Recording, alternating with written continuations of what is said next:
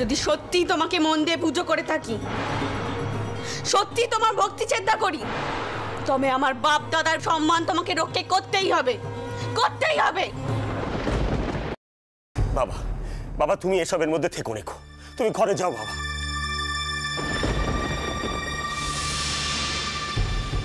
এসব আমাদের গাগেরামের কাণ্ড তো, এ তোমার ভালো লাগবে নেকো বাবা। এ আমাদের বিবাদ আমরা মিটিয়ে নেবো বাবা, তুমি ঘরে যাও। এই দেখো দেখো, জামাইকে সরিয়ে দিচ্ছে হারু ঘরামি। তার আগে ঘরে ঢুকে তল্লাশিটা চালাতে হবে। এই মেদু, একে হারখানা ঠিক জায়গায় রেখেছিলি তো? একে ঠিক জায়গায় রেখেছি কথা। বলি ও হারু, জামাইরে সরিয়ে দিচ্ছিস কেন? তার সম্মুখে নিজের মানটা চলে যাবে তাই? আমি জানি চোরাই মাল তোর ঘরেই আছে। বলছো কি? চলো সবাই আমার সাথে। আর এক পা ওগুলো কিন্তু কুরুক্ষেত্র বেঁধে যাবে। হারখানা আমার কাছে।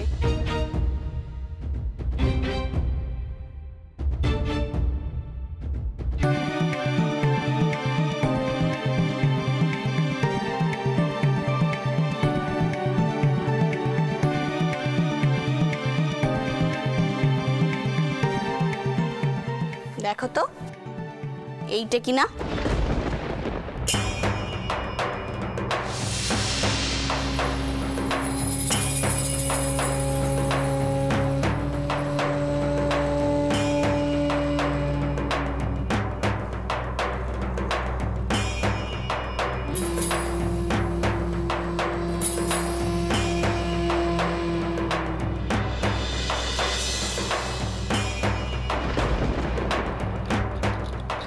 রানী, এ হার তুমি কোথায় পেলে? রঘুবীরের গলায়।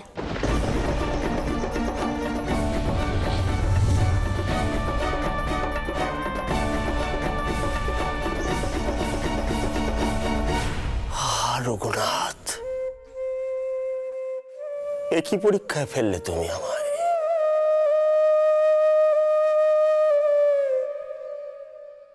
তুমি তো ভালো করে জানো রঘুনাথ যে আমি চোর নই।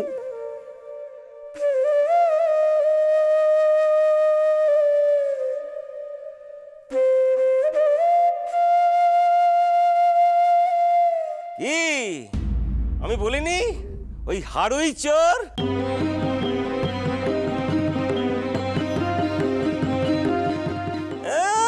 চোরের মায়ের বড় গলা।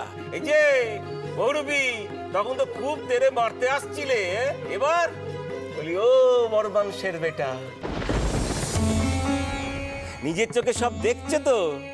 কার মেয়ে বিয়ে করেছো একবার দেখো।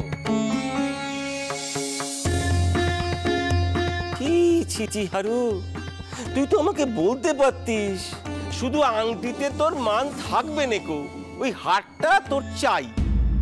তা মান রাখতে ওই হারটা তোকে আমি দিয়ে দিতাম, তা বলে চুরি? হে রঘুনাথ,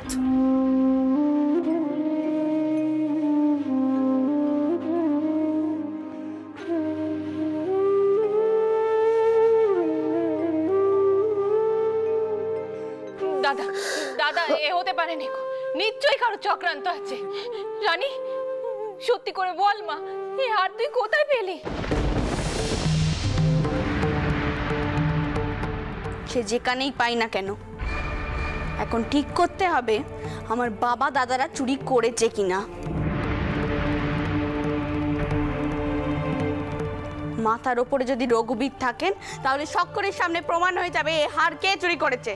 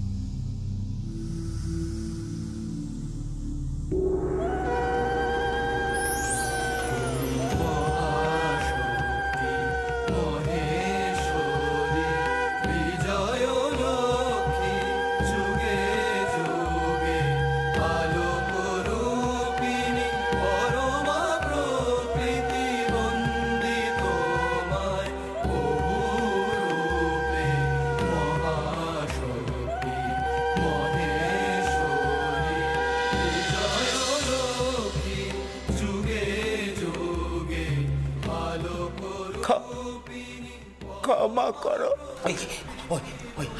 হাতটা আমি রেখেছি।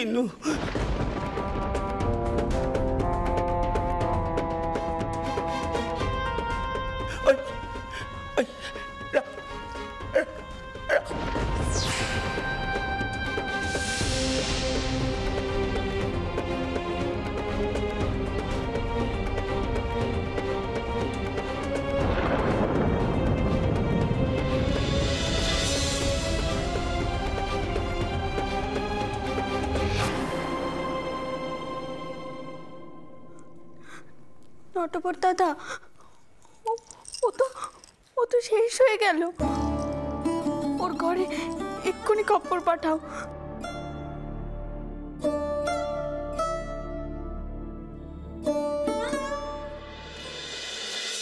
ঠাউর,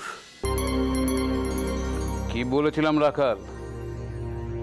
রানী সাধারণ মেয়ে নয়।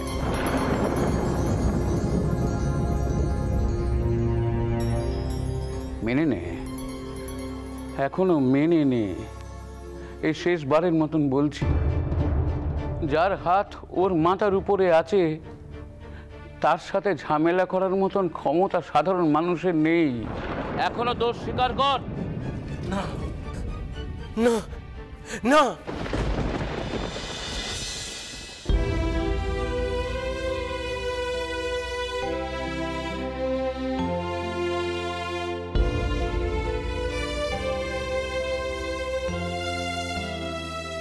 পেছনে কত ষড়যন্ত্র হয়েছে বুঝেছিস আরু?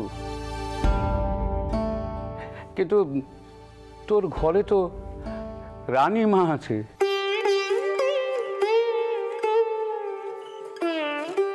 তোর ভয় কিসের রে? না মা না, তুই আমায় গড় করিস না।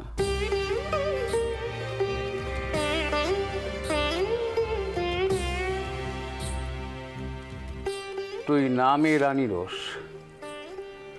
তুই একদিন দেশের রানী হবি। তোমার তুলনা তুমি,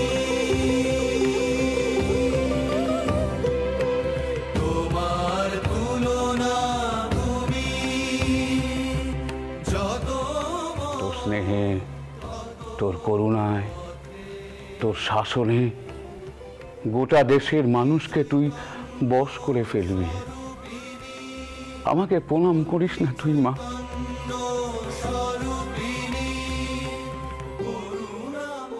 আমাকে গড় করিস না।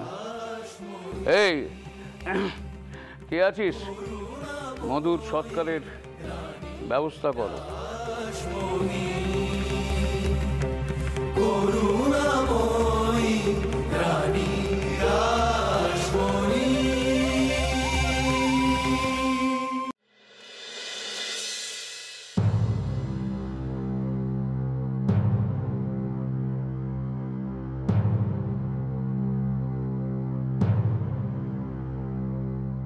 রানী, বলি জামাই তো ঘরে অপেক্ষা করছে, যাবি নে?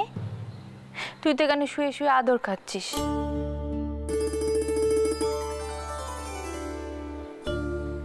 রানী, শুনছিস তো? ঘুমোলি নাকি? জানিস রঘুনাথ তোর পাশে সারাক্ষণ আছেন।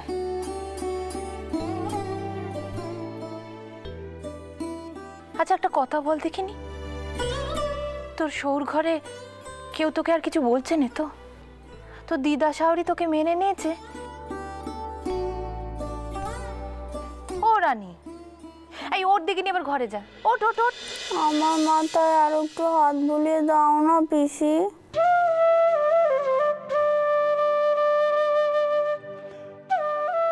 আদর খাওয়া কি আর মেয়েদের জো আছে রে? মেয়েরা তো এই পৃথিবীতে শুধু আদর দিতেই এসেছে, পেতে আসেনি। এই দেখো, একই এত গরিবের ঘর, জামাইয়ের না জানি কত অসুবিধেই না হচ্ছে। ও রানী, যা না মা, একবার উঠ না। তুমি আমায় একদম ভালোবাসো না, শুধু জামাই জামাই করো। পাগলি মেয়ে একটা। ওরে, তুই তো আমাদের আপন, জামাই তো আমাদের অতিথি, তাকে একটু সেবা যত্ন করতে হবে না? হ্যাঁ বোকা মেয়ে।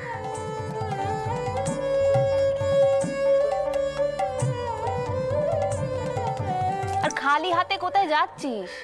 ওই হাত পাখা আর একটু জল নিয়ে যা। ঠিক আছে।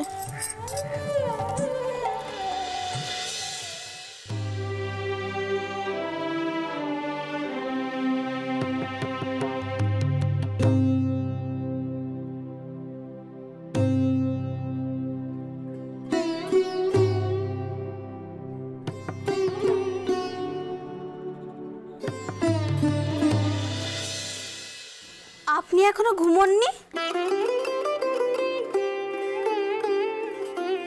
আপনার নিজের ঘরেও ঘুম আসেনি, এখানেও ঘুম আসেনি, তবে আপনার কোথায় ঘুম আসে বলুন দেখি? পিসি জানতে পারলে কিন্তু আমায় খুব বকবে, বলবে আমি নাকি সেবা করতে পারিনি। আপনি আমার সব কথায় এমন হাসেন কেন? আমি কি বাচ্চা নাকি যে আমার কথায় কথায় হাসবেন? না, বাচ্চা কেন ভাববো? তুমি তো একটা পাকা বুড়ি। ভাবছি শ্বশুরমশাইকে কাল জিজ্ঞেস করব, কেন এমন একটা বুড়ি মেয়ের সঙ্গে আমার বিয়ে দিলেন। আপনি কিন্তু এমন কইতে পারেননি, আমার বাবা কিন্তু কিচ্ছু নুকোয়নি। আপনি আমাকে বিয়ের আগে দেখে গেছেন, আমার বয়স বেশি বলে গায়ের সকলে আমার কথা শুনিয়েছে।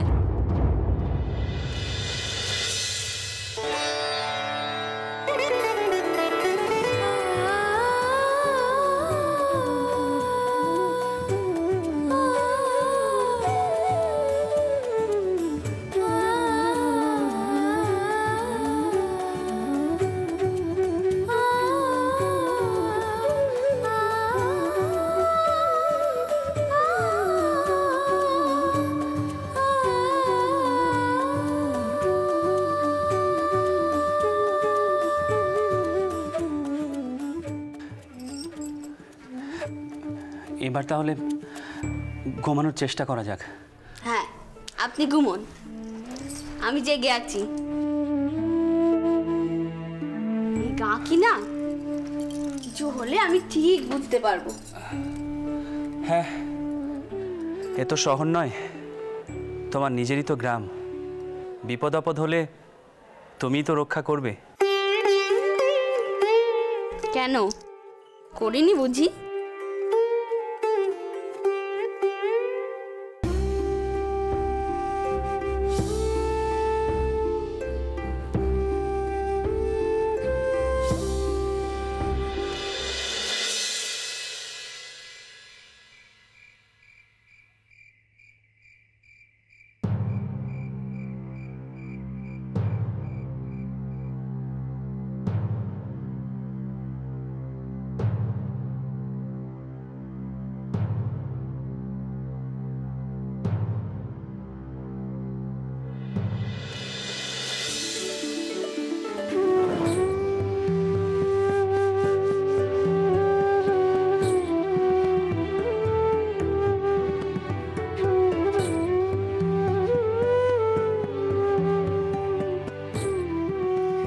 বালিশে শুতে কষ্ট হচ্ছিল তাই না?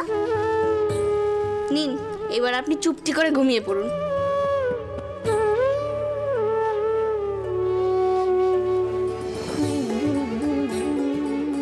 তুমি সত্যিই করুণাময়ী দেবী।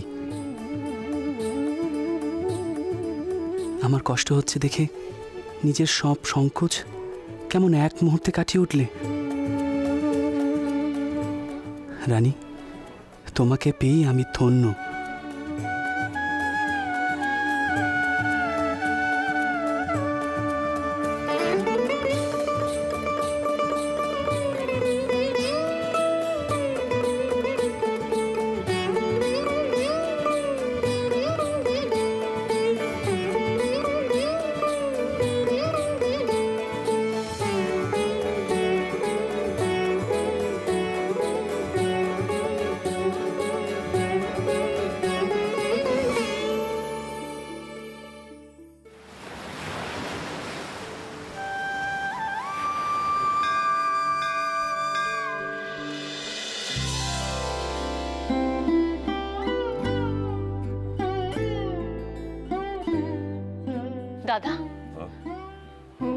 বলি মধুর বউকে কেমন দেখলে?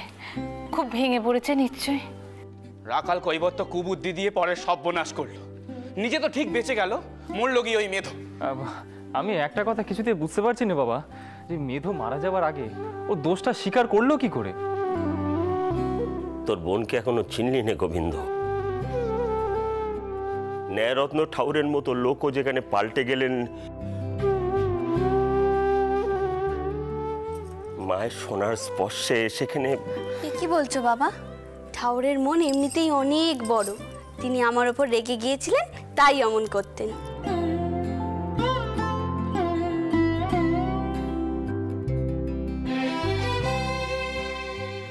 আরে এসো এসো এসো এসো বাবা এসো। এই খেমু, জামাইয়ের জল খাবারের ব্যবস্থা কর। কাল রাতে তো তালে গোলে ভালো করে আদর যত্নই করা হয়নি কো। না না বাবা মশাই, পিসিমা যথেষ্ট আদর যত্ন করেছেন, এরপর তো আর আদর যত্ন নেওয়া সম্ভবই হবে না। আচ্ছা বাবা মশাই, গ্রামের সব শান্ত তো? এত বড় একটা কাণ্ড ঘটে গেল। না শান্ত বলতে রাখালকে আর তিসিমানা দেখা যাচ্ছে না। যতদিন তুমি আছো, রানীমা আছে, ততদিন আরো এমুখও হবে না। কিন্তু আমি ঠিক জানি তোমরা চলে গেলেই ও আবার এসে হাজির হবে। বাবা, এবার কিন্তু আমি রাখালকে ছেড়ে কথা বলবো নি। আমরা তো আর অসহায় নয়, আমাদের জামাই তেনার সমস্ত লোকজন আমাদের সাথে আছে। রঘুবীরও তোমাদের পাশে আছে, আর কাকে চাই? দেখ রানী, আমাদের মনে তোর মতো অত ভক্তি বিশেষ কিছুই নেই রে। তাই যখন বড় কোনো বিপদ আসে তখনই ভগবান ওপর থেকে নেমে আসেন রে আমাদের রক্ষা করার জন্য। তিনি তো আসেন, তিনি তো এসে মধুদাতার মুখ থেকে কথাখানা বলালেন। দেখ মা, তুই যেভাবে বুঝিস সেভাবে আমরা তো বুঝিনি কো মা। যা, তুই গোয়াল ঘরে দুধ আনতে যাচ্ছিলি, যা, আমি একটু জামাইয়ের সঙ্গে কথা বলি।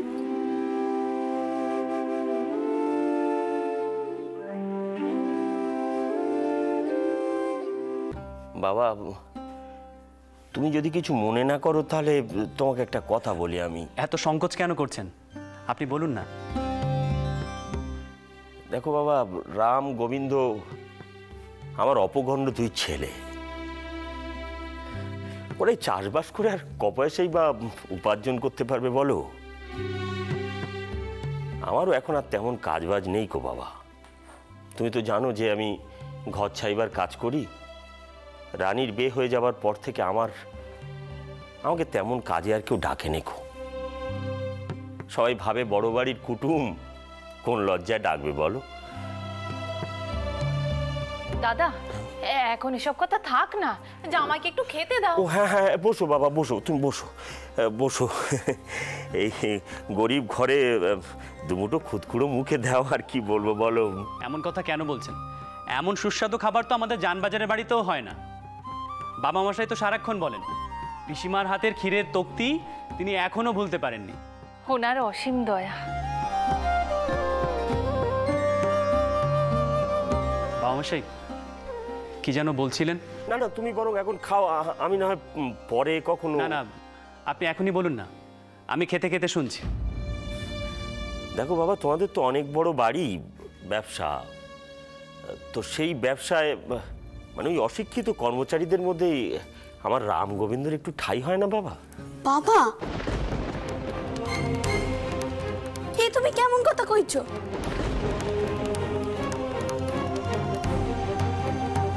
আমার শহর ঘরে আমার দাদারা আশ্রিত হয়ে থাকবে?